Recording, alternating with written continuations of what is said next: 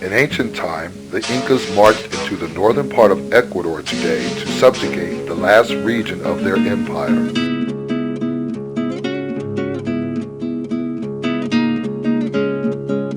There they met the resistance from local rebels at an area near Quito called Cayambe, where some of the most intense fighting took place. A 16th century Spanish chronicler wrote, "The officers were in the garrisons and they gathered 6,000 warriors. Atahualpa left Quito with these and sent Cushi Yupanqui ahead with 2,000 men. He ordered him to await him in Cayambe, the land and province of the Cayambes. On his arrival, Atahualpa found all the nobles of that province assembled. He told them that he wished to build a royal residence there. He ordered them to make all the preparations for this construction, so it was done. And Atahualpa ordered that the statue of his father, Huayna Capac, which he always took with him, remain in that building." Juan de Betanzo, 1557.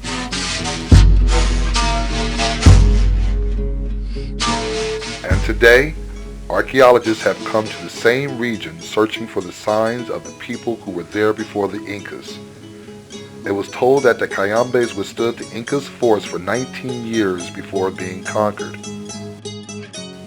Their skill in warfare presented a challenge for the invaders. However, their traces remained undiscovered. By coming to this remote northern region of Ecuador, these scientists hope to find evidence which would shed some light on a culture that had no written record.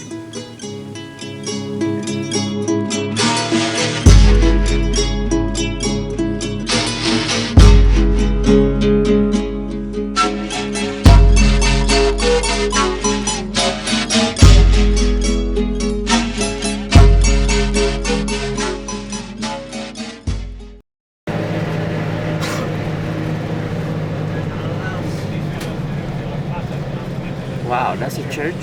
As the bus climbed to higher elevation, it was clear that Cayambe, a small town located at the foot of the Cayambe volcano, would be the project's base camp.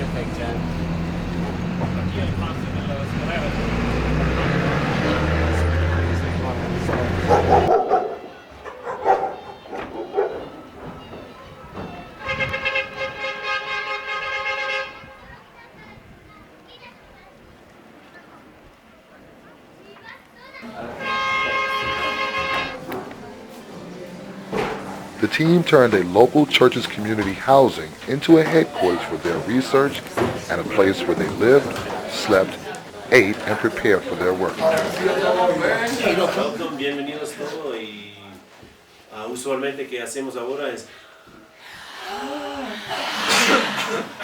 and we head on out. Go.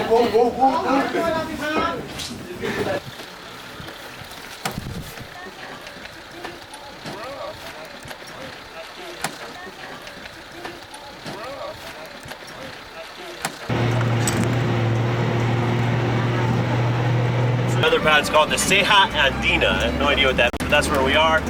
And then we're going to climb up Paramo, which is this high grasslands. See the vegetation change.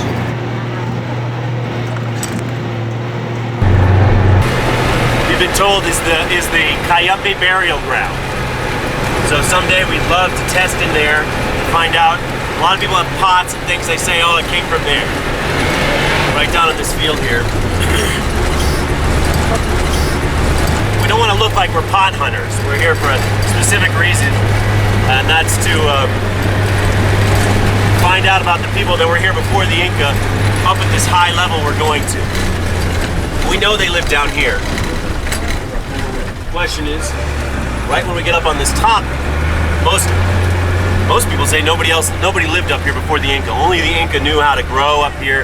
They had the specific potatoes and beans that they could grow, and those strains of potatoes and beans were not in Ecuador. Ecuador is always seen as this sort of intermediate, backward zone. They didn't have a clue until the Inca gave them culture. So that's part of what Don Carlos was talking about yesterday. He's kind of trying to, very proud. No, we were here much longer. We had this big chiefdom. We were able to repel the Incas for 20 years. All these ideas, and our interest is, what kind of society was here prior? How are they organized? Were they just sort of a loose band of chiefdoms that didn't really have a lot of connections, but for some reason were able to repel the Inca? Or was it a lot more complex? And were people living around these fortresses, and they were city-states in a sense? And they were interacting and trading with the Amazon, interacting and trading with the valley below. These are the kind of questions we're interested in. You can see some of the communities up on the hillside here. That's Pambamarca. That's Pambamarca, that whole thing up there. There's fortresses along the spine. You're going to see fortresses. There's fortresses down in the valley there too. They're kind of hard to see from this distance. Trust me, you won't miss the one we're going to.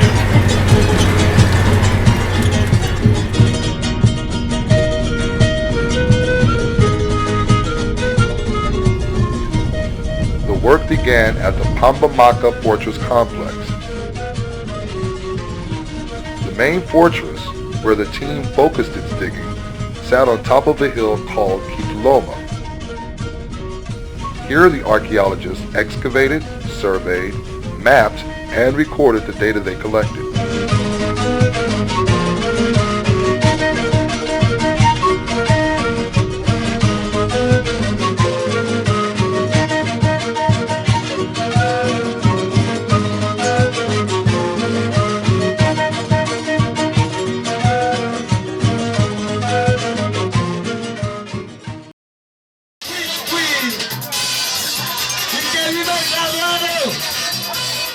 Other activities of the research involved interaction with the locals, as some of the team members had a chance to enjoy an Ecuadorian festivity.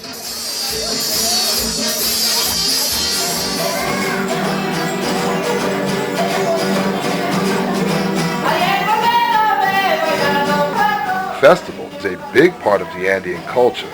It's celebrated extensively through singing and dancing. During festival time, the locals dressed in colorful costumes, marched in separate troops from different locations, and converged at a designated gathering place. There they celebrated through music, dancing, drinking chicha, and feasting. Could this same custom have been celebrated by the Cayambes centuries ago?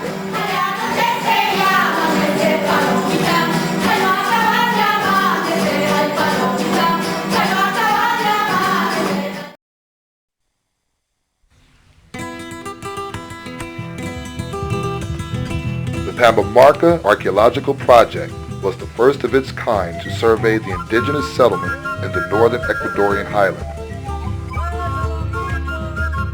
The goal was to learn the dynamic process of centralization and segmentation of the past culture's social complexity. The discovery would in turn help us understand the social change throughout the history of pre-Columbian societies, as well as the history of the modern world today.